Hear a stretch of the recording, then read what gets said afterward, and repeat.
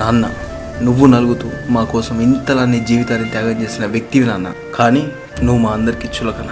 నీ మీద ఎంత ప్రేమ ఉన్నా చెప్పుకోలేము. నీకోసం ప్రాణం ఇవ్వాలనిపిస్తుంది, కానీ ఒక చిన్న హగ్గు కూడా చేసుకోలేము. నువ్వు మా కోసం ఇన్ని సాక్రిఫైస్ చేసి ఇంత చేసినా ఏ ఒక్కరి నుండి ప్రేమను పొందని పిచ్చోనివి నాన్న.